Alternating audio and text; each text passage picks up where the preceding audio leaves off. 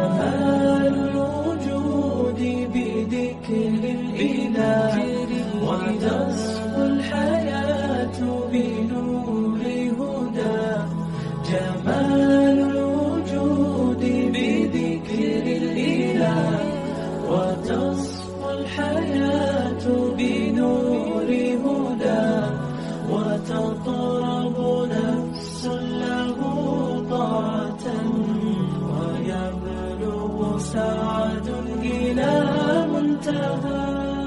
جمال الوجود بذكر الإله وتصفو الحياة بنور هدى. جمال الوجود بذكر الإله وتصفو الحياة بنور هدى. وتطرب نفس له طاعة ويبلغ سعد إلى منتهى.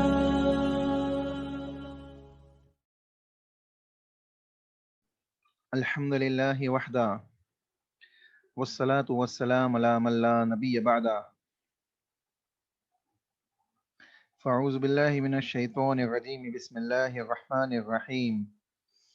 رب اشرح لي صدري ويسر لي أمري واحلل عقدة من لساني يفقهوا قولي.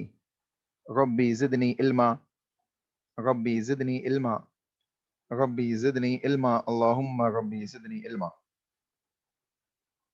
تمام قسم کی حمد و ثنا کبریائی بڑائی اللہ وحدہ لا شریک کے لیے لائق و زیبا ہے. سبحان اللہ و بحمدہ سبحان اللہ العظیم. انگنت درد و سلام ہو انبیاء کی مقدس جماعت پر، خصوصاً سید المرسلین رحمت للعالمین جناب محمد رسول اللہ صلی اللہ علیہ وسلم کی ذات گرامی پر. اللہم صلی علی محمد وعلی آل محمد کما صلیت علی ابراہیم وعلی آل ابراہیم انک حمید مجید. اللہم بارک علی محمد وعلی آل محمد کما بارکت علی ابراہیم وعلی آل ابراہیم انک حمید مجید. اللہ کی حمد و ثنا اور رسول اکرم صلی اللہ علیہ وسلم کے اوپر درود و سلام کے بعد انشاءاللہ ہم سیرت النبی کی کلاس کی ابتدا کریں گے، اور آگے کی جو کلاس ہے یعنی جو موضوع ہے اس کو ہم کنٹینیو کریں گے. اس سے پہلے یہ بتائیے کہ آپ لوگوں کو آواز صحیح طریقے سے آ گئی؟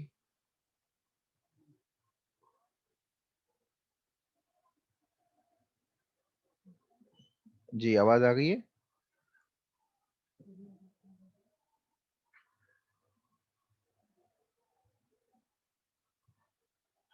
ہیلو،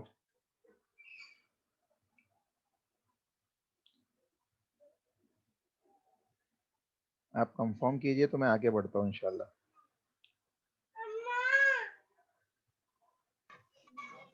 آ رہی ہے شیخ؟ السلام علیکم. جی وعلیکم السلام ورحمۃ اللہ. جی جزاک اللہ خیر. دیکھیے سیرت النبی صلی اللہ علیہ وسلم میں ہم نے ابتدائی زمانے یعنی ابتدائی دعوت کے زمانے تک جو اس کی ابتدا ہم نے کر لی ہے، یعنی یہاں تک ہم پڑھ چکے ہیں. یہاں تک ہم کیا کیے ہیں؟ ہم پڑھ چکے ہیں. اور ہم آج انشاءاللہ اسی چیز کو دیکھیں گے کہ رسول اکرم صلی اللہ علیہ وسلم کی ابتدائی دعوت جو اللہ کے نبی صلی اللہ علیہ وسلم نے دی اور اس میں جو لوگ ایمان لائے ان کی چند خصوصیات کو دیکھیں گے. بڑے ہی اہم ترین لوگوں نے رسول اللہ صلی اللہ علیہ وسلم کی ابتدائی دعوت کے اندر ایمان کو قبول کیا، جس میں سب سے پہلی خاتون حضرت خدیجہ رضی اللہ تعالی عنہا تھی، جو عورتوں میں اور مطلقاً اسلام میں سب سے پہلی داخل ہونے والی یعنی لوگوں میں سب سے پہلے، یا یہ کہہ لیجئے لوگوں میں نہیں بلکہ اسلام میں سب سے پہلے مطلقاً جو داخل ہوئی وہ خاتون ہے حضرت خدیجہ رضی اللہ تعالی عنہا. یعنی یہ اعزاز اللہ رب العالمین نے نبی اکرم صلی اللہ علیہ وسلم کی شریعت میں خواتین کو دیا، خاتون کو دیا کہ وہ اسلام کے اندر سب سے پہلے داخل ہو، وہ حضرت خدیجہ رضی اللہ تعالی عنہا تھی. ٹھیک ہے، آپ بڑی ہی فضیلت والی خاتون تھی. اللہ رب العالمین نے خود آپ کو حضرت جبریل امین کے ذریعے سلام بھیجا.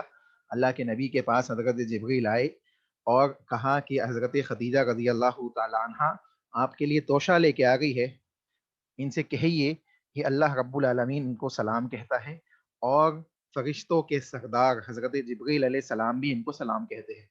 چنانچہ حضرت خدیجہ رضی اللہ تعالی عنہا یہ وہ خاتون ہیں جنہوں نے رسول اللہ صلی اللہ علیہ وسلم کی ایسے موقع پر جب کوئی آپ کا یعنی آپ کا ساتھی نہیں تھا، آپ کے اوپر ایمان رکھنے والا نہیں تھا، اور آپ ڈر اور گھبراہٹ سے حضرت خدیجہ رضی اللہ تعالی عنہا کے پاس آئے، اس کنڈیشن میں حضرت خدیجہ رضی اللہ تعالی عنہا وہ خاتون تھی جنہوں نے اللہ کے نبی صلی اللہ علیہ وسلم کو دلاسا دیا، تسلی دی، اللہ کے نبی کی دلجوئی کی، اور رسول اللہ صلی اللہ علیہ وسلم کے غم کو ہلکا کیا اور آپ کی ہمت اور حوصلے کو بڑھایا.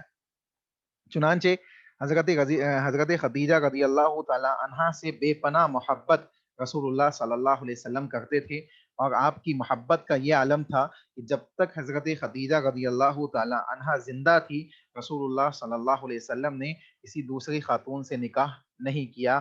اللہ کے نبی صلی اللہ علیہ وسلم کے جتنے بھی نکاح ہوئے وہ حضرت خدیجہ رضی اللہ تعالی عنہا کے حضرت خدیجہ رضی اللہ تعالی عنہا کے انتقال کے بعد ہوئے. ٹھیک ہے، دوسرے جو عظیم ترین شخصیت تھی جو ابتدائی دعوت کے موقعوں پر یا ابتدائی دعوت میں اسلام میں داخل ہوئے، وہ ان میں حضرت ابو بکر صدیق رضی اللہ تعالیٰ عنہ کی شخصیت ہے، جو مردوں میں سب سے پہلے ایمان لانے والے لوگوں میں شامل ہوئے، اور اللہ کے نبی صلی اللہ علیہ وسلم کے یعنی پہلے ہی سے، یعنی آپ دیکھیں اسلام سے پہلے ہی سے اللہ کے نبی صلی اللہ علیہ وسلم کے دوستوں میں اور اللہ کے نبی صلی اللہ علیہ وسلم کے جاننے اور پہچاننے والے لوگوں میں حضرت ابو بکر صدیق رضی اللہ تعالیٰ عنہ ہیں. اور حضرت ابو بکر صدیق رضی اللہ تعالیٰ عنہ کا اگر آپ سلسلہ نسب دیکھیں، یعنی آپ کے خاندان کو دیکھیں آپ، تو یہ بھی اللہ کے نبی صلی اللہ علیہ وسلم سے جا کے مل جاتا ہے. یعنی تقریباً آپ اندازہ لگائے اس بات کا، حضرت ابو بکر صدیق ہے، ان کے والد ابو قحافہ ہے، ان کے والد عامر ہے، ان کے والد عمر ہے، ان کے والد کعب ہے، اور ان کے والد سعد، پھر تمیم، اور پھر مرہ. یہ مرہ اللہ کے نبی صلی اللہ علیہ وسلم کے داداؤں میں سے ہے، یعنی اجداد میں سے ہے. چنانچہ آپ اندازہ لگائے تو آپ کو معلوم پڑے گا کہ آٹھویں پشت میں اللہ کے نبی صلی اللہ علیہ وسلم سے جا کے حضرت ابو بکر صدیق رضی اللہ تعالی عنہ کا نسب جڑ جاتا ہے. تو پتہ کیا چل رہا ہے کہ اللہ کے نبی صلی اللہ علیہ وسلم کے خاندان اور قبیلے سے آپ کا نسب جڑا ہوا ہے. آپ بھی رسول اللہ صلی اللہ علیہ وسلم کے قبیلے سے آٹھویں پشت میں جا کے آپ کا خاندان اور قبیلہ جڑ جاتا ہے. چنانچہ ابو بکر صدیق رضی اللہ تعالیٰ عنہ ان کا نام کیا تھا؟ کوئی بتا سکتا ہے؟ کسی کو معلوم ہے حضرت ابو بکر صدیق کا نام کیا تھا؟ بہت نام سنا ہے ہم نے ابو بکر صدیق رضی اللہ تعالیٰ عنہ، خلیفہ اول ہے. کسی کو نام معلوم ہے؟ جلدی سے بتائیے.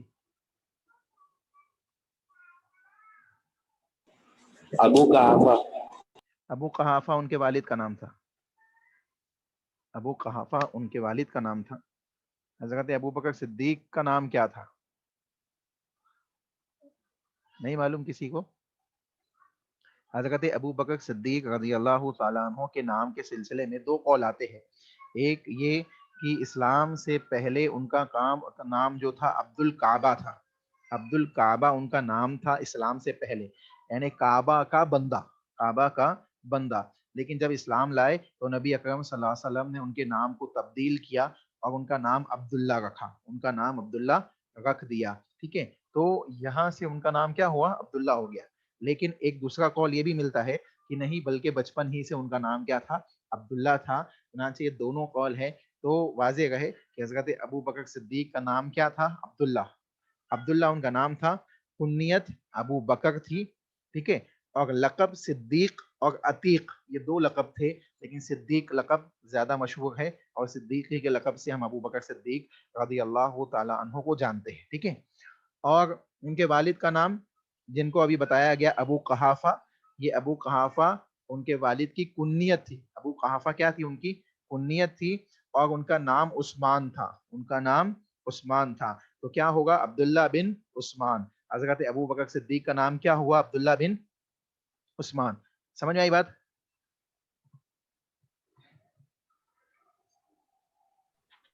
جی جی جی کیا نام ہے بتائیے جلدی سے، ابو بکر صدیق کا نام کیا ہے؟ عبداللہ جی عبداللہ، اور ان کے والد کا؟ عبداللہ بن عثمان جی عبداللہ بن عثمان رضی عثمان، اللہ عبداللہ بن عثمان۔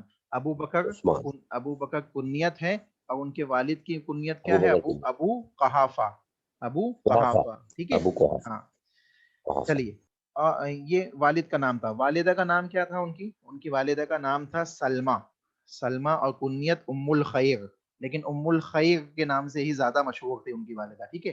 سلمہ نام تھا اور کنیت ام الخیر تھی، ٹھیک ہے۔ اللہ کے نبی جناب محمد رسول اللہ صلی اللہ علیہ وسلم نے جب آپ کے سامنے اللہ کی توحید کو پیش کیا اور دین اسلام کی حقانیت رکھی، وحی کا ذکر کیا، حضرت جبریل علیہ السلام کے سلسلے میں بیان کیا، اور یہ بات بیان کی کہ اللہ نے مجھے نبی بنا دیا ہے، اور اللہ کے نبی صلی اللہ علیہ وسلم کی شخصیت حضرت ابو بکر صدیق رضی اللہ تعالی عنہ کے نزدیک کوئی ڈھکی چھپی شخصیت نہیں تھی، مشہور اور معروف تھی، اچھی طریقے سے رسول اللہ صلی اللہ علیہ وسلم کو جانتے اور پہچانتے تھے ابو بکر صدیق رضی اللہ تعالیٰ عنہ۔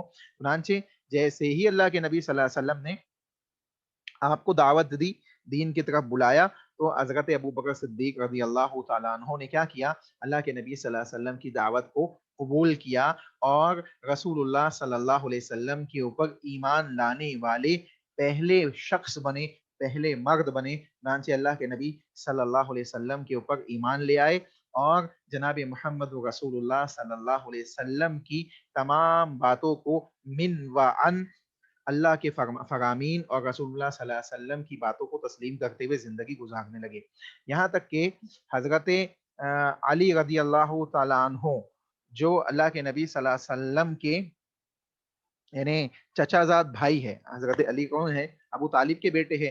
ابو طالب کون ہے؟ اللہ کے نبی صلی اللہ علیہ وسلم کے چچا ہے، تو ابو چچا زاد کیا ہوئے؟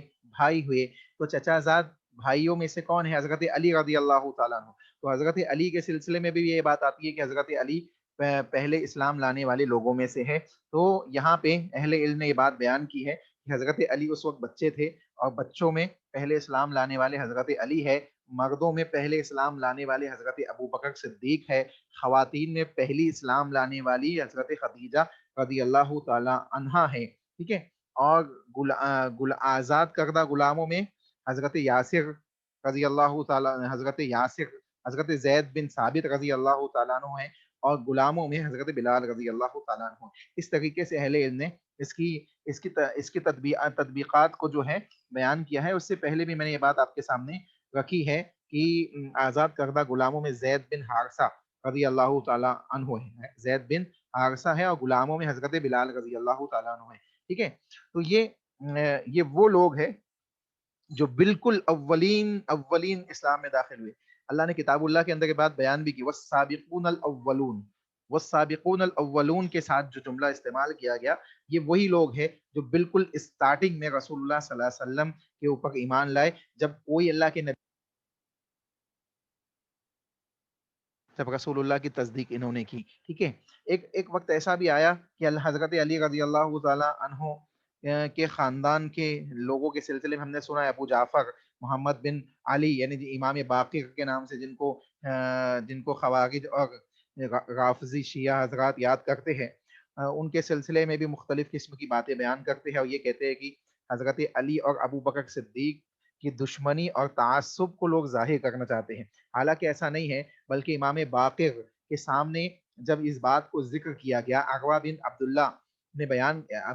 عبداللہ نامی شخص بیان کرتے ہیں کہ امام ابو جعفر محمد بن علی امام باقر سے تلوار کو زیور سے آراستہ کرنے کے سلسلے میں انہوں نے سوال کیا کہ کیا ایسا کر سکتے ہیں، ایک مسئلہ پوچھا کہ کیا ایسا کر سکتے ہیں، تو انہوں نے بیان کیا کہ اس میں کوئی حرج نہیں ہے، کیونکہ ابو بکر صدیق نے بھی اپنی تلوار زیور سے آراستہ کی تھی. یعنی حضرت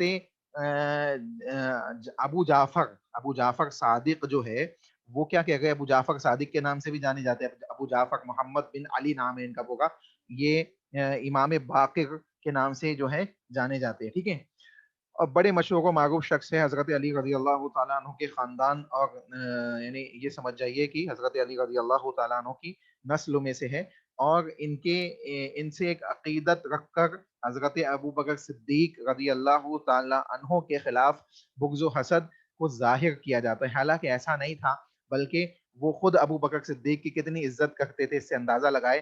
وہ کہتے ہیں کہ ابو بکر صدیق نے خود اپنی تلوار کو زیور سے آراستہ کیا.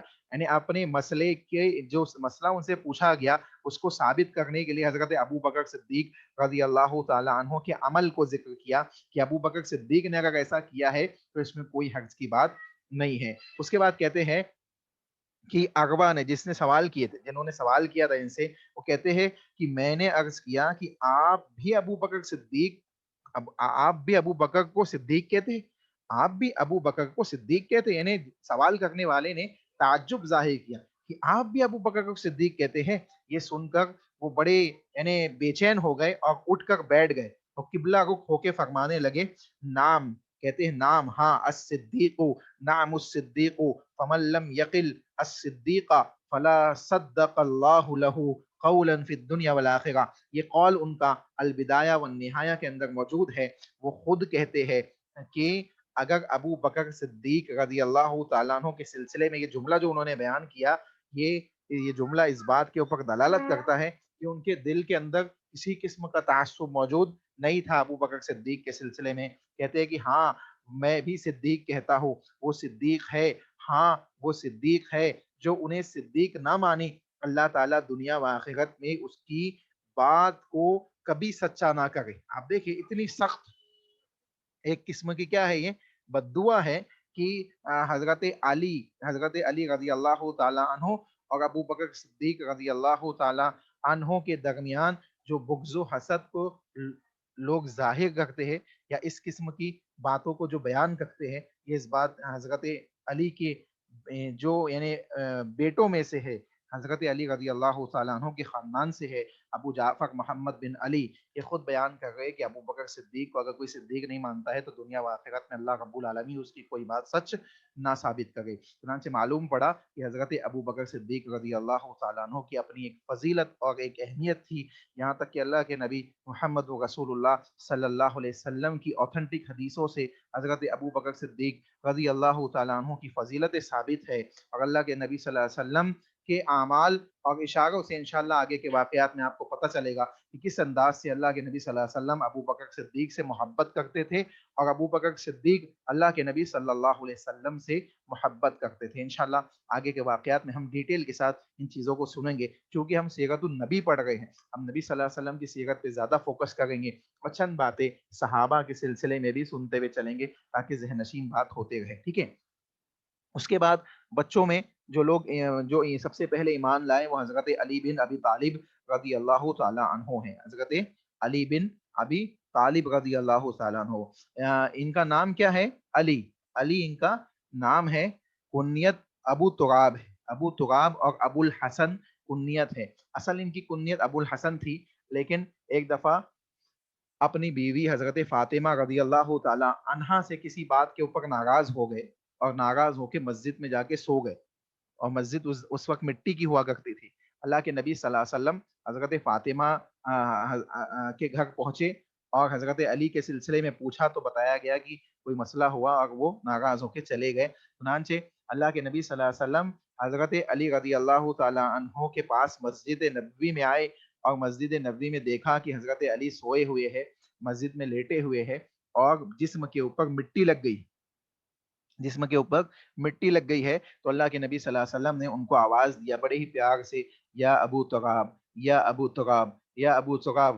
اللہ کے نبی نے یہ جو کنیت یا یہ جو الفاظ یوز کیے، حضرت علی کو اتنا پسند آئے کہ حضرت علی اپنے نام سے زیادہ ابو تراب وہ اپنے آپ کو بلوانا زیادہ پسند کرتے، چنانچہ اس وقت سے ان کی کنیت ہی پڑ گئی ابو تراب۔ تو ابو تراب ان کی کنیت تھی، اسی طریقے سے ابو الحسن بھی ان کی کنیت تھی۔ آپ نبی اکرم صلی اللہ علیہ وسلم کے چچازاد بھائی تھے، یعنی ابو طالب کے بیٹے تھے، اور نبی اکرم صلی اللہ علیہ وسلم ہی کے زیر پرورش بھی تھے، یعنی ابو طالب کے سلسلے میں اسٹارٹنگ میں ہم نے سنا بھی ہے، اللہ کے نبی صلی اللہ علیہ وسلم جب ابتدائی اپنے جوانی کے مرحلے میں پہنچے تو اللہ کے نبی صلی اللہ علیہ وسلم حضرت ابو طالب کے ساتھ رہتے، اور ابو طالب کے ساتھ رہتے ہوئے ان کا تعاون کرتے، ان کے گھر کے اخراجات میں مدد کرتے، کما کے لاتے، اور ابو طالب کیا کرتے، ان کے معاون بنتے۔ تو اس انداز سے اللہ کے نبی صلی اللہ علیہ وسلم جہاں چچازاد بھائی ہے حضرت علی کے، وہی حضرت علی رضی اللہ تعالیٰ عنہ کی پرورش کرنے والے اور حضرت علی رضی اللہ تعالیٰ عنہ کے ایک انداز کے کفیل بھی ہے۔ چنانچہ اللہ کے نبی صلی اللہ علیہ وسلم کی شخصیت حضرت علی رضی اللہ تعالیٰ عنہ کے نزدیک، حضرت علی کی شخصیت رسول اللہ صلی اللہ علیہ وسلم سے بڑی گہری ہے، یہاں تک کہ حضرت علی اور حضرت علی کے بچوں کے سلسلے میں اللہ کے نبی صلی اللہ علیہ وسلم نے بات بیان کی ہے کہ جو حضرت حسن اور حسین کے سلسلے میں بات بیان کی کہ جو حسن اور حسین سے بغض رکھتا ہے وہ حقیقت میں مجھ سے بغض رکھتا ہے، اور جو حسن اور حسین سے محبت کرتا ہے وہ حقیقت میں مجھ سے محبت کرتا ہے۔ چنانچہ معلوم پڑا کہ حضرت علی رضی اللہ تعالیٰ عنہ بھی کوئی معمولی شخص نہیں تھے۔ چنانچہ 10 برس کہتے ہیں کہ نبی اکرم صلی اللہ علیہ وسلم ہی کے آپ صلی اللہ علیہ وسلم کی بعثت، یعنی نبی صلی اللہ علیہ وسلم کی بعثت نبی سے 10 برس پہلے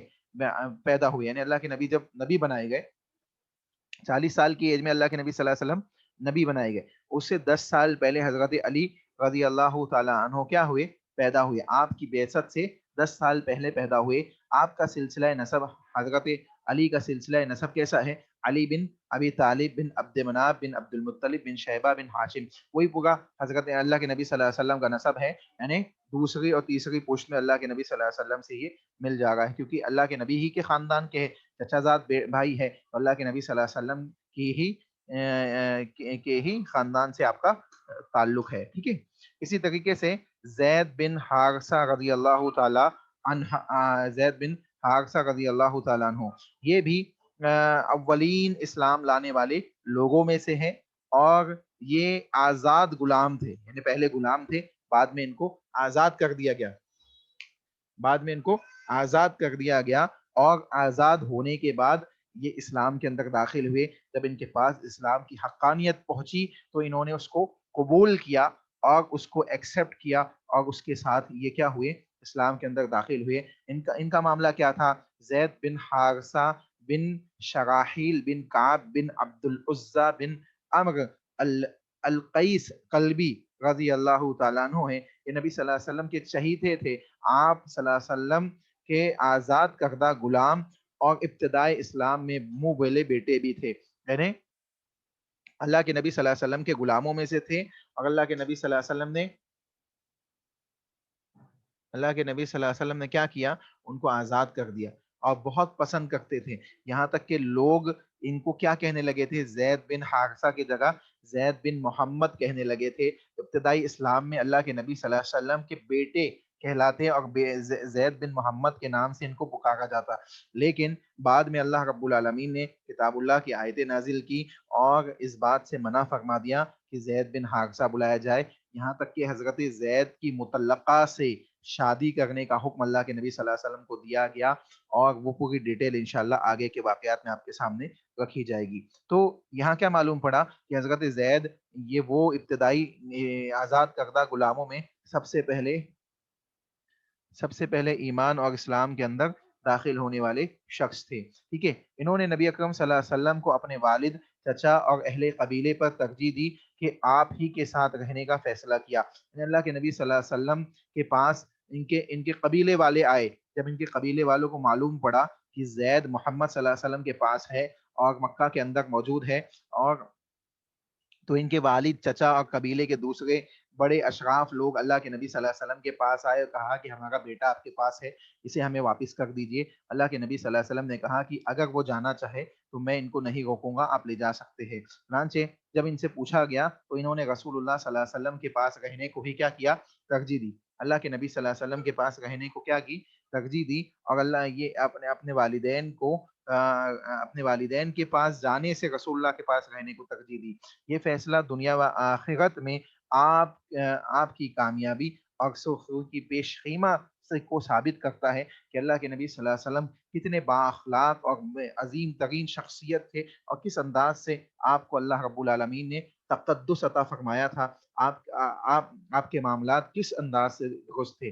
چنانچہ اسلام قبول کیا اور آپ صلی اللہ علیہ وسلم کے ساتھ آپ کی خدمات کو انجام دیتے ہوئے زندگی گزاری حضرت زید بن حارثہ رضی اللہ تعالی عنہ نے، ٹھیک ہے۔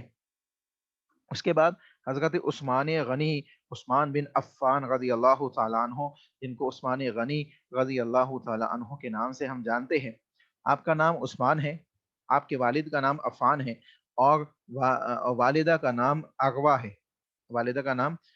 ہے، ٹھیک ہے۔ زمانہ جاہلیت میں آپ کی کنیت ابو عمرو تھی۔ جب سیدہ رقیہ رضی اللہ تعالی عنہا کے بطن سے آپ کا بیٹا عبداللہ پیدا ہوا تو آپ نے اپنی کنیت ابو عبداللہ اختیار کر لی۔ حضرت عثمان غنی رضی اللہ تعالیٰ عنہ یہ اللہ کے نبی صلی اللہ علیہ وسلم کی دو بیویوں کے شوہر ہیں، یعنی ذو النورین کے لقب سے یہ جانے جاتے ہیں، اور اللہ کے نبی صلی اللہ علیہ وسلم کی دو بیویوں سے کیا کیا؟ ان کا نکاح اللہ کے نبی صلی اللہ علیہ وسلم نے کرایا۔ یہاں تک کہ پہلی بیٹی کا جب انتقال ہوا تو دوسری بیٹی بھی ان کے نکاح میں اللہ کے نبی صلی اللہ علیہ وسلم نے دے دی۔ رسول اکرم صلی اللہ علیہ وسلم یعنی حضرت عثمان غنی رضی اللہ تعالیٰ عنہ کا معاملہ کیا تھا؟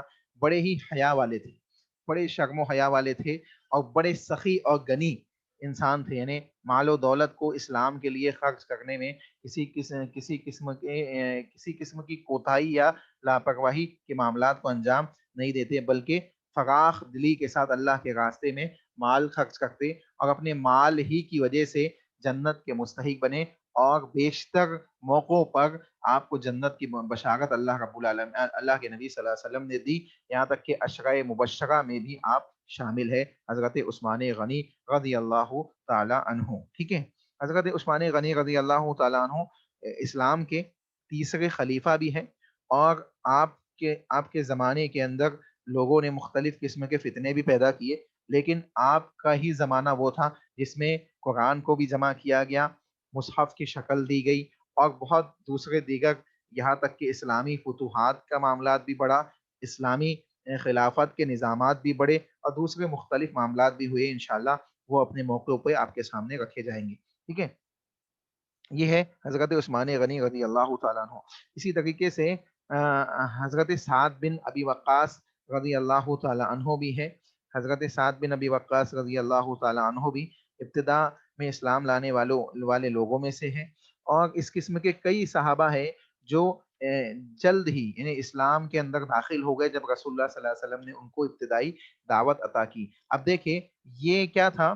یہ ابتدائی معاملہ تھا، 3 سال کی خفیہ دعوت کے اثرات تھے کہ یہ لوگ اسلام میں دھیرے دھیرے داخل ہونے لگے۔ ابھی میں ایک ایک کی ڈیٹیل اگر آپ کے سامنے رکھوں تو وقت کافی لمبا ہو جائے گا، میں چند چیزیں بیان کرتا ہوں کہ یہ لوگ جب اسلام میں داخل ہونے لگے تو اب ظاہر سی بات تھی اسلام کی تعلیمات اور اسلام کے معاملات کو سیکھنا اور اس کے اوپر عمل پیرا ہونا، یہ بھی رسول اللہ صلی اللہ علیہ وسلم سے ان کو سیکھنا تھا، اور اس کے معاملات ان کو انجام دینے تھے۔ چنانچہ انہوں نے کیا کیا؟ ایک اپنا سینٹر بنایا، ایک اپنا مرکز بنایا تاکہ ہم وہاں جمع ہو اور خفیہ انداز سے رسول اللہ صلی اللہ علیہ وسلم سے تمام تر تعلیمات کو حاصل کرے۔ کوئی بتا سکتا ہے اس سینٹر کا نام کیا تھا؟ اس سے پہلے میں نے حدیث کی کلاس میں بتایا تھا،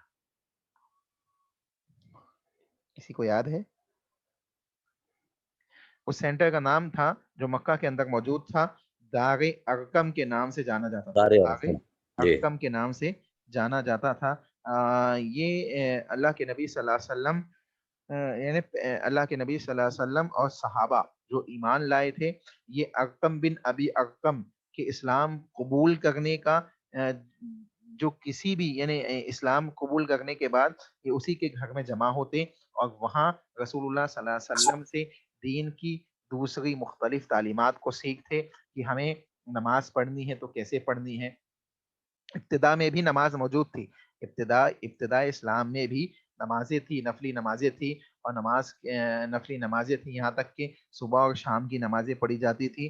بعض لوگوں نے یہ بھی اہل علم نے یہ بھی بیان کیا ہے کہ اس وقت رات کی نماز مسلمانوں پہ فرض کی گئی تھی، اور جب فرض نماز یعنی اللہ کے نبی صلی اللہ علیہ وسلم کو عطا کی گئی 5 وقت کی، تو اس کے بعد جو رات کی نماز تھی یعنی تہجد کی نماز تھی اس کو نفل قرار دے دیا گیا کہ اگر پڑھو تو ثواب ملے گا، نہیں پڑھو تو کوئی گناہ نہیں، یعنی نفل نماز کر دیا گیا، اور جو بقیہ 5 وقت کی نماز تھی اس کو فرض کر دیا گیا۔ ٹھیک ہے، تو اللہ کے نبی صلی اللہ علیہ وسلم کے پاس آتے، دین کی تعلیمات کو سیکھتے، داغ ارقم میں جمع ہوتے، اور یہ ارقم بن ابی ارقم جو تھا یہ صحابی تھے، انہوں نے اسلام قبول کر لیا تھا، لیکن کسی بھی کافر یا مشرک کو اس بات کا علم نہیں تھا کہ یہ بھی مسلمان ہو گئے، یہ بھی مسلمان ہو گئے ہیں۔ چنانچہ ان کے گھر میں جمع ہونا سب کے لیے کیا تھا؟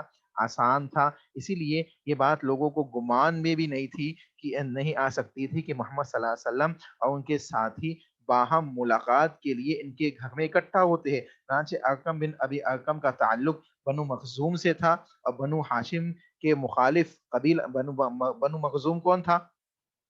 بنو مخزوم جو قبیلہ تھا مکہ کے اندر، یہ بنو ہاشم کے قبیلے کا مخالف تھا، یعنی دشمن تھا۔ بنو ہاشم قبیلہ کس کا ہے؟ اللہ کے نبی صلی اللہ علیہ وسلم کا قبیلہ ہے، اور بنو ہاشم کے یہ کیا تھے؟ دشمن تھے۔ لیکن اب ظاہر سی بات ہے جب دشمن ہے تو ان کے گھر میں جمع ہونے کا سوال ہی پیدا نہیں ہوتا، لیکن جب یہ ایمان لے آئے تو اللہ کے نبی صلی اللہ علیہ وسلم کو خفیہ طور پہ، اور اللہ کے نبی صلی اللہ علیہ وسلم کے اوپر ایمان رکھنے والے لوگوں کو خفیہ طور پہ اپنے گھر میں جمع کرتے، اور جمع کرنے کے ساتھ ساتھ وہاں اسلام کے سلسلے میں رسول اللہ صلی اللہ علیہ وسلم سے تعلیمات حاصل کرتے، اللہ کے نبی سے سیکھتے، اور مشرکین مکہ یہ سوچ بھی نہیں سکتے تھے کہ نبی صلی اللہ علیہ وسلم اپنے دشمن قبیلے کے فرد کے گھر کو دین حنیف کی تعلیم کا سینٹر اور مرکز بنا لیں گے۔ چنانچہ یہ ایک با حکمت فیصلہ تھا، اور اسی حکیمانہ فیصلے کے چلتے ہوئے دین کی تبلیغ، دعوت کے فرائض اور دینی تعلیم کو سیکھنے اور سکھانے کے سلسلے میں کیا ہوا؟ اضافہ ہوتا چلا گیا، یہاں تک کہ یکے بعد دیگرے لوگ اسلام میں داخل ہوتے چلے گئے۔ ٹھیک ہے، اب دیکھیں ایک اور چیز میں آپ کے سامنے یہاں رکھتا چلوں کیونکہ ان کا ذکر آیا ہے۔ ارقم بن ابی داغ ارقم کے سلسلے میں ہم نے ابھی جو بات سنی، یہ جو صحابی تھے یہ بہت ہی کم عمر میں رسول اللہ صلی اللہ علیہ وسلم کے اوپر ایمان لے آئے۔ ان کی ایج کیا تھی جب یہ ایمان لائے؟ ان کی اس وقت بمشکل 16 سال کے تھے، 16 سال کے تھے، اللہ کے نبی صلی اللہ علیہ وسلم کے اوپر ایمان لے آئے۔ قریش مسلمانوں کو نبی صلی اللہ علیہ وسلم اور کبار صحابہ کے گھروں میں ڈھونڈتے رہتے، یعنی بڑے صحابہ تھے، جیسے حضرت ابو بکر صدیق ہے، حضرت عثمان غنی ہیں، ان کے گھروں میں ڈھونڈتے رہتے، اور یہ گمان بھی نہیں کر سکتے تھے کہ یہ مسلمان جو ہے بنو ہاشم کے مد مقابل جو قبیلہ ہے ان کے گھر میں جمع ہو کے اپنے معاملات انجام دے گئے۔ چنانچہ یہ 16 سال کے تھے، اور زیادہ ایج نہیں تھی، نوجوان تھے، تو لوگوں کا یہ گمان بھی نہیں تھا کہ یہ دین یا اس قسم کے جذبات رکھتے ہوں گے دین، کیونکہ عام طور پہ جو نوجوانی کی عمر ہوتی ہے یا اس زمانے کے جو نوجوانی والے معاملات لوگوں کے تھے وہ لہو لیب اور گناہوں میں اور دوسری قسم کے معاملات کے اندر ڈوب کر اپنے معاملات کو انجام دینے والے کام لوگ انجام دیتے تھے، لیکن یہاں ان کا معاملہ کچھ اور تھا۔ یہ ایمان لے آئے رسول اللہ صلی اللہ علیہ وسلم کے اوپر، اور اپنے گھر کو رسول اللہ صلی اللہ علیہ وسلم کی دعوت و تبلیغ کے سینٹر کے طور پہ استعمال کیا۔ چنانچہ آپ دیکھیں یہ بڑی اہم بات ہے، اور مساجد انسان کے لیے کیا ہوتی ہے؟ سینٹر ہوتی ہے۔